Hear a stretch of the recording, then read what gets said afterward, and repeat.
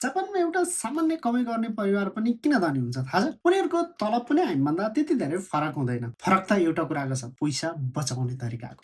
आज म तपाईँहरूलाई त्यस्तै 10 वटा जापानिज तरिका भन्छु, जसले तपाईँको पैसा बचाउन सक्छ।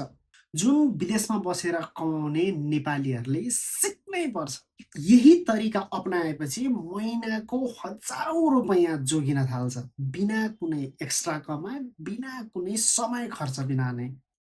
तर एउटा कुरा याद राख्नुहोस्, विदेशमा 5, 10, 20 वर्ष बिताएर पनि नेपाल फर्किने दाजुभाइ तथा दिदीबहिनीहरू रित्तो हात फर्किनेको कमी छैन। किनभने कमाउने कला थाहा भए पनि बचाउने कला कसैले पनि सिकाएको हुँदैन। यदि तपाईँले यो भिडियो बिचमै छोड्नुभयो भने सायद त्यो मध्ये तपाईँ पनि फेरि पर्न सक्नुहुनेछ। सायद तपाईँले पनि त्यस्तो गल्ती दोहोऱ्याउनु हुनेछ, जुन धेरैले दोहोऱ्याइरहेको हुन्छ। त्यसैले भन्छु अन्त्यसम्ममा हेर्नुहोस्। नम्बर 1 मा महत्त्वपूर्ण कुरा भनेको छु, जुन तपाईँको बचतको पुरै हिसाब बदल्न सक्छ। अहिले नै भनिदिन्छु, 10 मध्ये 9, 6 र 1 तपाईँले छुटाउनु हुँदैन। अन्य 7 पनि महत्त्वपूर्ण छन्, सबै हेर्नु होला है त। किनकि यो 3 वटा नै तपाईँको सिधै खर्च गर्ने शैलीलाई नै बदलिदिन्छ। अब सुरु गरौँ है त। तपाईँले यो भिडियोभित्र 10 वटा यस्ता तरिका पाउनुहुनेछ। यो भिडियोमा तपाईँले खर्च गर्ने तरिका थाहा पाउनुहुनेछ। तपाईँको खर्च गर्ने बानीमा सुधार आउनेछ। हेर्दा सामान्य लाग्ने तर तपाईँको धेरै पैसा बचाउने तरिका पनि पाउनुहुनेछ। परिवारसँग मिलेर आफ्नो सम्पत्तिलाई बढाउने तरिका सिक्नुहुनेछ। सामान व्यवस्थापनको विषयमा पनि तपाईँले जानेर आज र अहिले यो भिडियो हेरिसक्ने बित्तिकैदेखिको तपाईँले पैसा बचाउने अभियान सुरु गर्न सक्नुहुनेछ। अझै पनि तपाईँको मनमा एउटा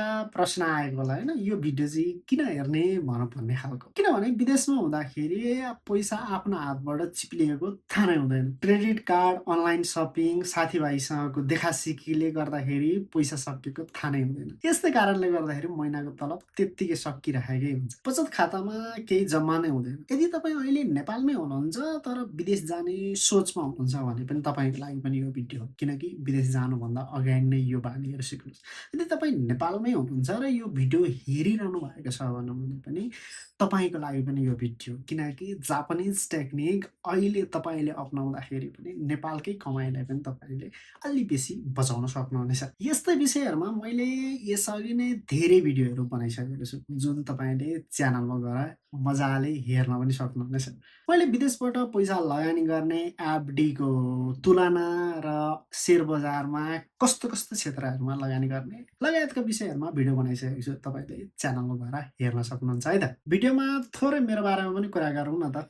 नमस्कार, म रमेश पौडेल। म विगत 10 वर्षदेखिको पत्रकारिता गरिरहेको छु। विगत 5 वर्ष यता आर्थिक पत्रकारिता मात्रै गरिरहेको छु। त्यही अनुभवका आधारमा मैले सुरु गरेको हो रमेश फाइनान्स। यो च्यानलको एउटा लक्ष्य छ विदेशमा बसेका दाजुभाइ तथा दिदीबहिनीहरूलाई भरपर्दो तथ्यपरक तथ्यमा आधारित आर्थिक जानकारी दिनु, ताकि तपाईँको पैसा सही ठाउँमा लगानी होस्। सधैँ म तथ्य र डेटाका आधारमा मात्रै कुराकानी गर्छु, हल्ला वा अड्कलमा मात्रै होइन, तथ्यमा टेकेर म सबै जानकारीहरू दिन्छु। यदि तपाईँ विदेशमा हुनुहुन्छ भने चाहिँ यो च्यानललाई सब्सक्राइब गरिहाल्नुहोस्। तपाईँको पैसा म अवश्य बढाउन सहयोग गर्नेछु। नम्बर 10, सुरी र जिकासु। जापानमा सामान बिग्रिने साथ फ्याँक्ने चलन छैन। सुरी भनेको मर्मत गर्नु र जिकासु भन्नु भनेको आफैले मर्मत गर्नु हो। विदेशमा मर्मतको ज्याला धेरै लाग्छ। यो टेक्निक अन्तर्गत आफ्नो लुगा उध्रियो भनौँ भने आफैले सिलाउनु, सामान्य चिजबिजहरू बिग्रिँदाखेरि आफैले युट्युब हेरेर मर्मत गर्नु भन्ने यस सिद्धान्त अन्तर्गत पर्छ। सानोदेखि नै यो टेक्निकले वर्षको अन्त्यमा भने हजारौँ रुपैयाँ जोगाउने गर्छ। नम्बर 9, गेन्किन सुगी। कस्तो मेरो अलिकति जापानिजमा प्रोनाउन्सिएसन त्यस्तो राम्रो त छैन, त्यही पनि मैले प्रयास चाहिँ गरिरहेको छु है त। यो नम्बर याद राख्नुहोस्, गेन्किन सुगी अर्थात् नगद प्राथमिकता। यस टेक्निक अन्तर्गत के भन्छ भने पैसा अनलाइनबाट होइन नोटबाट तिर्नुहोस् भनौँ भन्ने यसको मूल उद्देश्य हो। हामीलाई अनलाइनबाट तिर्दाखेरि र क्रेडिट कार्ड र कार्डबाट तिर्दाखेरि पैसा तिरे जस्तो या खर्च भए जस्तो महसुस हुँदैन। तर क्यास पैसा चाहिँ तिरिरहँदाखेरि केही सामान किन्दाखेरि भनौँ भने आफूलाई खर्च भएको जस्तो महसुस हुन्छ। यो टेक्निकले यही भन्छ। जापानिजहरू प्रायः क्यास पैसाबाटै कारोबार गर्ने गर्छ। यो व्यावहारिक पनि देखिन्छ किनभने क्रेडिट कार्डको चर्को ब्याज पनि पर्ने गर्छ। क्रेडिट कार्डबाट सामान किन्दै गर्दाखेरि समयमा भुक्तान गर्न नसक्दाखेरि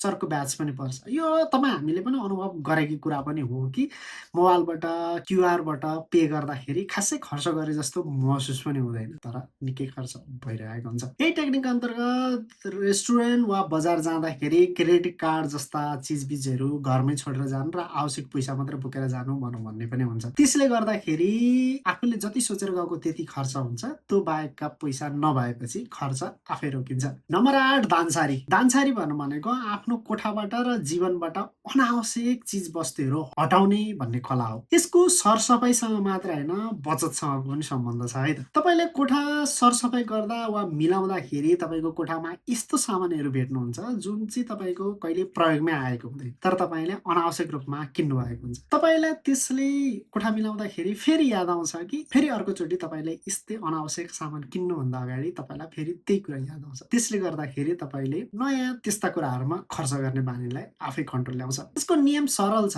नयाँ सामान भित्राउन अघि पुरानो सामानको व्यवस्थापन गर्नुहोस् भन्ने हुन्छ। यसले दोहोरो किनमेल रोक्छ र एकपटक किन्नु अघि सोच्ने बानी बसाल्छ। यही सानो बानीले आफ्नो खल्तीबाट अनावश्यक रूपमा प्रवाह हुने पैसालाई रोक्न सक्छ। नम्बर 7 सुन कान ओ इकुरो। यस अन्तर्गत पैसा बचाउनु भन्नु भनेको आफैलाई कष्ट दिनु होइन भनौँ भन्ने मान्यता राख्छ। सुन कान ओ इकुरुको अर्थ हो वर्तमान क्षणलाई बुझेर विवेकपूर्ण ढङ्गले बाँच्नु। यसले भन्छ अनावश्यक भौतिक सामानमा पैसा खर्च नगर्नुहोस्, तर परिवारसँगको विदा यात्रा, घुम्न या मिठो परिकारहरू कहिलेकाहीँ खानका लागि भनौँ भने धेरै कन्जुसाइ नगर्नु भनौँ भन्ने हुन्छ। यस्तो चिजबिजहरूमा चाहिँ बेला बेलामा दिल खोलेर खर्च गर्नु भनौँ भन्ने यो टेक्निक यसको टेक्निक हो। देखासिकी खर्चलाई कटाएर आफ्नो मूल्य र मान्यता र सन्तुष्टि हुने खर्चमा खर्च गर्नु भनौँ भन्ने यो टेक्निकले भन्छ। नम्बर 6 शून्य निस्सी। शून्य निस्सी भनौँ भनेको आम्दानीको डायरी हो। जापानिजहरू खर्च मात्रै होइन, आम्दानी पनि आफ्नो डायरीमा लेख्ने गर्छन्। ओभर टाइम, पार्ट टाइम काम वा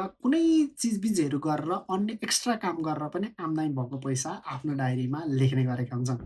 कुनै सानोभन्दा सानो रकम पनि उनीहरूले डायरीमा टिपेर राखेका हुन्छन्। यस्तो बानीले कति मेहनत गर्दाखेरि कति आम्दानी भइरहेछ भनौँ भन्ने प्रष्ट चित्र दिन्छ। यो बानीले थप पैसा कमाउने प्रेरणा पनि दिन्छ। आफ्नो आम्दानी हरेक कुरा लेखेर अगाडि बढ्दाखेरि भविष्यमा ठुलो कमाइ गर्ने प्रेरणा पनि दिन्छ। नम्बर 5 ओया युबी कोकान। जापानमा पैसालाई एक्लै लुकाएर राखिँदैन। आफ्नो पैसालाई परिवारसँग संयुक्त रूपमा मिलेर लगानीहरू गरिन्छ। परिवारका सबै सदस्यहरूसँग मिलेर आगामी खर्च तथा आम्दानीको सबै हिसाब किताब गरिन्छ र व्यवस्थापन गरिन्छ। त्यसले गर्दाखेरि परिवारका एउटा सदस्यसँग मात्रै पनि आर्थिक भार पर्दैन। त्यसले गर्दा ठुला योजना र ठुला घर जग्गा जस्ता ठुला योजनाहरू बनाउन र निर्माण गर्नका लागि सजिलो हुने गर्छ। परिवारका सबै सदस्यले कन्ट्रिब्युसन गर्ने गर्छन् र परिवारसँग संयुक्त रूपमा मिलेर ठुला योजनाहरू बनाउने गरिन्छ। यो तपाईँले पनि सुरु गर्न सक्नुहुन्छ, आजै गर्ने होइन त। नम्बर 4 ताकाने नो ताना। यसको अर्थ हो ठुलो पहाडको सुन्दर फुल जसलाई टिप्नु पर्दैन, परैबाट हेरेर आनन्द लिने भनौँ भन्ने हुन्छ। यसले महँगा गाडी, महँगा फोन, महँगा कपडा र सुन्दर कुराहरू सबै कुरा आफ्नै हुनुपर्छ भनौँ भन्ने हुँदैन। यसले परैबाट हेरेर आनन्द लिन सिकाउँछ। आफूले चाहेका र मनपर्ने चिज वस्तुहरू सबै आफैले टिप्नुपर्छ र आफ्नै हुनुपर्छ भनौँ भन्ने यसले मान्यता राख्दैन। यो परैबाट हेरेर र परबाट देखेर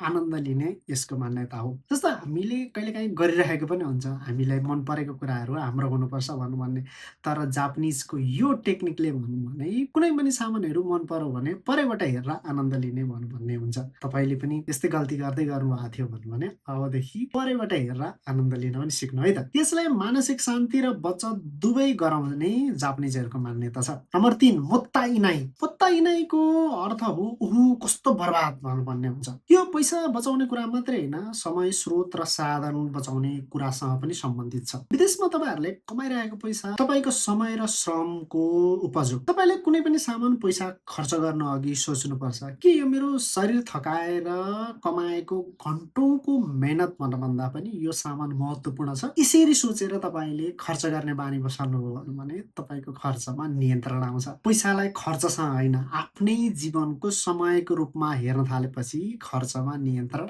आफै आउँछ। नम्बर 2 तुसु मिताने। धेरैले सोच्छन् महिनाको अन्तिममा जति बच्छ त्यति नै बचत गरौँला भनौँ भन्ने। तर जापानिजहरू भन्यो भने त्यस्तो गर्दैन। तपाईँ हामीलाई थाहा छँदैछ त्यस्तो गर्नाले एकदम बिरलैको मात्रै महिनाको अन्तिमसम्म पुग्दाखेरि पैसा बचिरहेको हुन्छ। तुसु मितानेले भन्छ पहिला बचत गर्नुहोस् त्यस पछाडि मात्रै खर्च गर्नुहोस् भन्ने हुन्छ।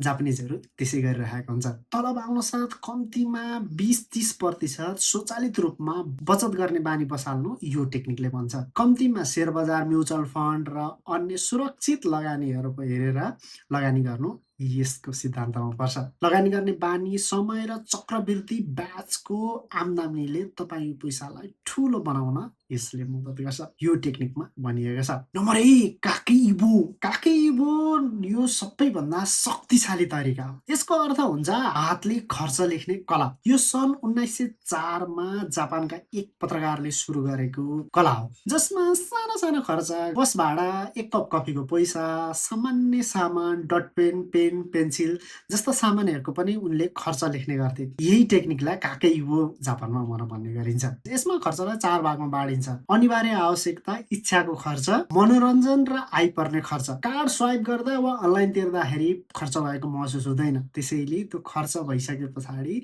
डायरीमा हातले नै लेखेर केमा खर्च गरे भनौँ भने 4 वटा स्ल्याब बनाएर अलग अलग ठाउँमा खर्च राख्नुपर्छ भनौँ भन्ने यसको मान्यता हो। त्यसरी लेख्दाखेरि अनावश्यक खर्चलाई आफ्नो आँखाले देखिन्छ र महसुस गरिन्छ र त्यसले गर्दाखेरि विदेशमा दुःख गरेर कमाएको पैसा निकै नै बच्छ भनौँ भन्ने हो। यही नै भए पैसा बचाउने 10 जापानिज टेक्निक। ल अब तपाईँ भन्नुहोस् अब यी 10 मध्ये कुन टेक्निक सबैभन्दा पहिले तपाईँ अपनाउनुहुन्छ? कमेन्टमा नम्बर लेख्नुहोस्, म आफै पढ्छु।